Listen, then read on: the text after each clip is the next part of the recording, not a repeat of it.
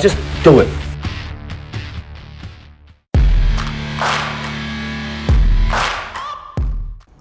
Well, hi there everybody, this is HKB and I'm Leon. And welcome back to Jackie Chanuary. This is part 2, where I will give you my rundown of my top 25 Jackie Chan movies of all time. And in today's episode, we're going to be looking at numbers 20 down to 16. If this is your first time to our channel, welcome. And please consider hitting that subscribe button. And if you enjoyed this video, please don't forget to hit the like. That's the best thing you can do to help us grow. And that will mean better content and more content in the future. Thank you. Well, without any further ado, let's get into it. Let's start with number 20. Okay, so coming in at number 20, what is it, I hear you ask? Well, this one, you might be familiar with it. It was one of Jackie's many attempts to get into the US, but this was one of his own attempts done with his own stunt team and one of his favourite directors to collaborate with, Stanley Tong. That's right, this film is Rumble in the Bronx. What did I like about this film? Well, when I first saw it, when I got an imported NTSC Laserdisc, I absolutely adored this, and I still adore it to this day. I think it has a fine mix of all my favourite Jackie elements. We got tons of stunt work in there. We got his comic style, which is absolutely hilarious. I love it where he's looking at his own muscles in the mirror and doesn't realise it's a two-way mirror and Anita moves inside laughing at him. That's Jackie laughing at himself there. And we also have some great fight scenes in this, really cleverly put together with good use of environment, which is classic Chan. And I really like the way it all comes together, and I like the song as well, the Jackie Chan song in this. I can't remember the name of the group, but that was really made an impression on me at the time. And having people turn up in there like Bill Tung, who we're used to seeing in police story films, nice little touches. And I always enjoy Anita Mu and Francois Yip. She looks absolutely fantastic in this film, and the chemistry between all the actors and the sense of fun and also the element of danger. Jackie actually had a bit of a break in this one, jumping onto a hovercraft, but as you can see in the outtakes, he carried on like a trooper. Just give me a bandage that looks like a leg of a jean and a trainer and I'm good to go. And number 20 is Rumble in the Bronx. What a cracking film, and a worthy film to crack him into the US box office. So here we go, moving on to position 19. And what do we have today? Well, this film is a dark film. It's seedier, it's grittier. It shows a side of Jackie that doesn't often come out. It is Crime Story, directed by Kirk Wong. And for many of us out there, many of us older fans like myself, this was an opportunity to see a side of Jackie Chan that we didn't often get to see. Some serious acting chops, and the dramatic role that is demanded of him in this story, which is based on real life events, is a big ask. But he pulls it off. Not only does he pull that off, but he also delivers good stunt pieces and some good fights in there. It's not over the top like you would normally get, but it is mixed in really well. It's blended into this real life story in the style that only Jackie could give. And besides Jackie being in there, every good film, I feel sometimes an action film or thriller, requires an equally good villain, and this film has Ken Cheng, and he really is on his game in this one as the crooked cop who's a bit of a womanizer too. Unusual role for Ken Cheng, but my god is he good in this. There's familiar faces in this film as well. We even have Christine Ng in there, who we last mentioned in our Troublesome Night review.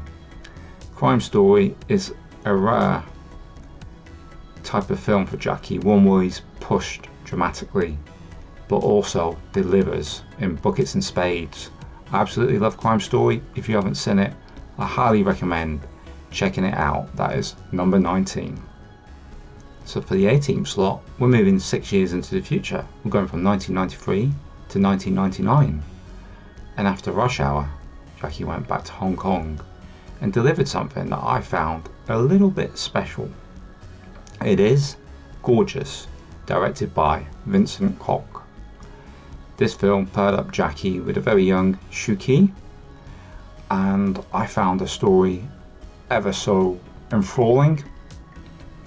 It's a real sort of underdog tale, I feel, because Jackie's this rich millionaire who's dropped his training and he isn't quite 100% the man he used to be. He's obviously got skills, but he's let them slide.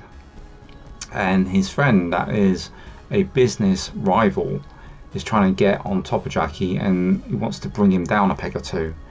And he does this by hiring a smaller but super skilled fighter who is played by the late Brad Allen.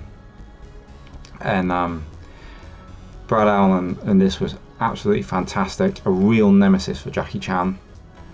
And the fight at the end is real yin and yang with the white and the black suits, and I'm going toe to toe. Some really fantastic choreography in that fight, and even the training going up to the fight was brilliant, because he gets beat at one stage by Brad Allen, and then there's a rematch at the end which Jackie has to train for, and the training is absolutely fantastic. The romantic story that's going on with Shu Qi, who's pretending to be some gangster's girlfriend to try and impress him, that is brilliant too. Absolutely, she's so endearing in this film, and I think she's just as strong a pole as Jackie, but the chemistry between the two is absolutely marvellous. I mean, at first Jackie didn't want to work with Shu Qi because he thought she was too young for this role, but I'm so glad that he changed his mind, that she managed to work her magic on him, because this film to me is absolute magic. If I'm ever feeling a little bit low or a little bit down, all I have to do is stick on Gorgeous and I'm there, I'm in the zone. So that is number 18, 1999's Gorgeous. So for number 17, we're going back to 1985 in a film directed by Jackie's big brother, Sammo Hung. This film is, of course, First Mission, otherwise known as Heart of the Dragon. Again, another dramatic role, but this one has a little bit of comedy in it too. When I first saw this, I wasn't quite as enamoured with it as what I later became. I think it was after reviewing with my mum, the senior partner, that it really took a hold of me. I saw the way she reacted to it. Usually she would just like laugh at Jackie Chan films, but this one actually made her well up with tears. Some of the acting between Jackie and Sammo, and this Sammo playing his sort of mentally handicapped brother, was really touching. It was really well done, and we've got the whole Jackie stunt team in there. We've got performers like the late Mang Hoi. We have Dick Wei in a fantastic villainous turn. And the action, you get the classic warehouse fights of Hong Kong. There's one of the best warehouse fights you ever see. I say warehouse, it's a construction site. But that fight set on a construction site, on the many different layers, all the stunts and the choreography, the pacing, the sort of viciousness of it, absolutely wonderful. But that wouldn't work if you didn't have such a good storyline with so much heart all the way through it. Jackie, Sammo, Emily Hsu playing the girlfriend that always feels left out is magic. These guys, even back in 1985, their acting was awesome. And to deliver an awesome film, you can't just be good on the action or the stunts, you have to be good on the acting. And this one does deliver. Well, I hope you're enjoying this list so far, because we've now come to number 16, my fifth and final choice of today's video. This next Jackie Chan film is one with the three brothers in it. It's another 80s one, and it's also directed by Sammo Hung. It is, of course, the classic Wheels on Meals. Who doesn't love this one? They're so much fun. The locations are fantastic. The Western villain choices, absolutely brilliant. We have Benny the Jet Arquidez and Keith Vitale in there as foils for Jackie Chan and Yuen Bu. And then we got the bumbling detective Sammo Hung playing Moby. And of course we have the former Miss Spain, Lola Fauna, who is absolutely wonderful in this. The way that Jackie and Yeonbyu both compete for her affections and her attention, even though she's also trying to rip everybody off. Very, very amusing hijinks, really does make me laugh. And some of the fight scenes in this, when Jackie and Yeonbyu fight together against a whole gang of punks, and you know, got some motorbike stunts going on there too, some skateboarding antics. This setting in Spain as well, it's just wonderful. It adds an extra element to a Jackie Chan film, having a beautiful location like you get in this one, and having the three dragons on screen together. That's magic for anyone. Any Jackie Chan fan out there loves the three dragon movies, and this one is no exception. It's absolutely cracking, and that has made my number 16 position. Well, that's part 2 of Jackie Chanuary all wrapped up. Today we completed numbers 20 to 16, and for part 3 we'll be going through numbers 15 through to 11. I hope you join us then to see what else is in my top 25 list. This video is a lot of fun for me to do, and I am definitely enjoying Jackie Chanuary. If you're enjoying these videos too, please be sure to hit the like, and if you're new to our channel, please hit the subscribe button. I hope to see you guys on future videos, and if you would like to let me know anything or like to make a comment on today's video, please drop it on the comments below. I will catch you next time.